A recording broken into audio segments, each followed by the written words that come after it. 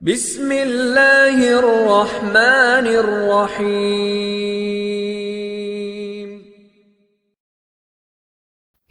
السلام علیکم عزیز طلباء اور طالبات، دار ارقم اقبال ٹاؤن کیمپس میں خوش آمدید۔ میں ہوں آپ کی اردو کی ٹیچر مس سمرینہ خان، اور آج ہم کریں گے ہفتہ نمبر 2 میں سبق نمبر 11 اور 12، اور آج ہمارا ہفتہ نمبر 2 کا کام مکمل ہو جائے گا۔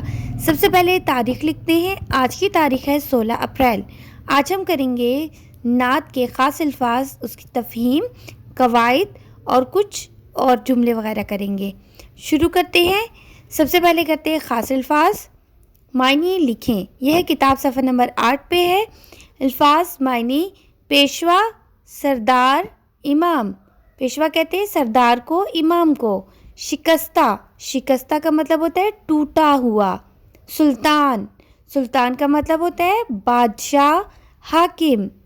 کونین، کونین کا مطلب ہوتا ہے دونوں جہاں۔ کونین کہتے ہیں دونوں جہاں۔ اخوت، اخوت کہتے ہیں بھائی چارے کو، بھائی چارہ۔ حاجت روا، حاجت روا کہتے ہیں ضرورت پوری کرنے والا۔ یہ تھے خاص الفاظ۔ اب ہم کریں گے تفہیم نمبر 2، جو کہ ہے سوال جواب۔ اس کو آپ لوگوں نے اپنی نوٹ بک پہ لکھنا ہے، تاریخ لکھنی ہے، دن لکھنا ہے۔ اس کے بعد آپ نے لکھنا ہے نظم کا نام نعت، سرگرمی، تفہیم۔ دیے ہوئے سوالات کے جوابات دیں۔ الف، سوال نمبر الف: وہ سلطان شاہو گدا بن کر آئے سے کیا مراد ہے؟ جواب: اس سے یہ مراد ہے کہ نبی صلی اللہ علیہ وسلم اس دنیا میں سب کے سلطان اور بادشاہ بن کے آئے، یعنی امیر و غریب سب کے بادشاہ بن کر آئے۔ ب، اس نعت میں نبی کریم صلی اللہ علیہ وسلم کی کن خوبیوں کا ذکر کیا گیا ہے؟ جواب: اس نعت میں نبی کریم صلی اللہ علیہ وسلم کی حاجت روائی، محبت، صبر، جرأت و بہادری اور صلح کو بیان کیا گیا ہے۔ جی، اس نعت میں کن غزوات کا ذکر کیا گیا ہے؟ جواب: اس نعت میں غزوہ بدر اور غزوہ خندق کا ذکر کیا گیا ہے۔ اگلا سوال ہے: کس ہستی کی محبت ہمارے ایمان کا حصہ ہے؟ جواب: نبی کریم صلی اللہ علیہ وسلم کی محبت ہمارے ایمان کا حصہ ہے۔ سوال: مواقعات مدینہ کے بارے میں چند جملے لکھیں اور بتائیں کہ اس سے مسلمانوں کو کیا سبق حاصل ہوتا ہے۔ جواب: ہجرت مدینہ کے بعد نبی کریم صلی اللہ علیہ وسلم نے مہاجرین مکہ اور انصار مدینہ کے درمیان ایک معاہدہ طے فرمایا، جس کی روح سے ایک مہاجر اور ایک انصاری کو آپس میں بھائی بھائی بنا دیا۔ اسے مواقعات مدینہ کہتے ہیں۔ اس سے ہمیں یہ سبق ملتا ہے کہ مسلمان آپس میں بھائی بھائی ہیں اور مشکل وقت میں ایک دوسرے کا ساتھ دینا چاہیے۔ یہ تھی تفہیم، اس کے سوال جواب۔ اس کو اپنے نوٹ بک پہ بہت خوبصورت لکھائی میں لکھنا ہے اور یاد کرنا ہے۔ اب ہم کریں گے قواعد سیکھیں۔ نعت میں موجود 3 جمع الفاظ اور ان کے واحد لکھیں۔ اسی طرح نعت میں موجود 3 واحد الفاظ اور ان کے جمع لکھیں۔ سب سے پہلے جمع الفاظ کے واحد لکھتے ہیں۔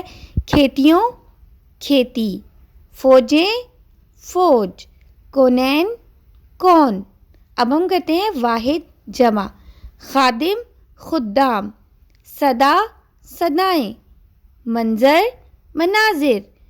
اس کو بھی آپ لوگوں نے اپنی نوٹ بک پہ بہت ہی خوبصورت لکھائی میں لکھنا ہے، اس کو یاد بھی کرنا ہے۔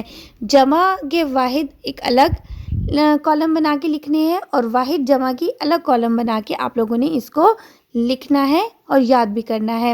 یہ تو تھے قواعد، اور یہ ہم نے نعت میں سے ہی کیے، جمع الفاظ بھی اور واحد الفاظ بھی۔ اس کے بعد ہم اگلا سبق کریں گے، اور اگلا سبق ہے ہمارا الفاظ کے قافیے۔ لکھتے ہیں۔ دیے ہوئے الفاظ کے قافیے لکھیں۔ مصطفیٰ، مجتبیٰ۔ رضا، قضا۔ گدا، صدا۔ راز، باز۔ خادم، نادم۔ یہ ان کے الفاظ ہیں اور ان کے قافیے بھی لکھ لیے ہیں۔ قافیے ایسے ہوتے ہیں کہ جو ملتے جلتے الفاظ ہوتے ہیں، آخری الفاظ ان کے حروف ملتے جلتے ہیں، ان کی آخر کی جو آواز ہوتی ہے ایک جیسی ہوتی ہے۔ لکھنا سیکھیں، جملے بنائیں۔ رضا، نبی صلی اللہ علیہ وسلم اس دنیا میں اللہ تعالیٰ کی رضا بن کر آئے۔ گدا، نبی صلی اللہ علیہ وسلم اس دنیا میں سلطان شاہ و گدا بن کر آئے۔ خادم، نجاشی جیسا بادشاہ نبی صلی اللہ علیہ وسلم کا خادم بن گیا۔ محبت، نبی صلی اللہ علیہ وسلم نے اپنی محبت سے شکستہ دلوں کو جوڑا۔ صدا، نبی صلی اللہ علیہ وسلم دھڑکتے دلوں کی صدا بن کر آئے۔ یہ تو تھا آج کا سبق نمبر 11 اور 12، اور یہیں پہ ہمارا سبق نعت کا تمام کام مکمل ہو چکا ہے۔ امید کرتی ہوں اس سے پہلے بھی آپ نے جتنے اسباق کر لیے ہوں گے یہ بھی کرنے ہیں۔ ملتے ہیں اگلے سبق میں۔ اللہ حافظ۔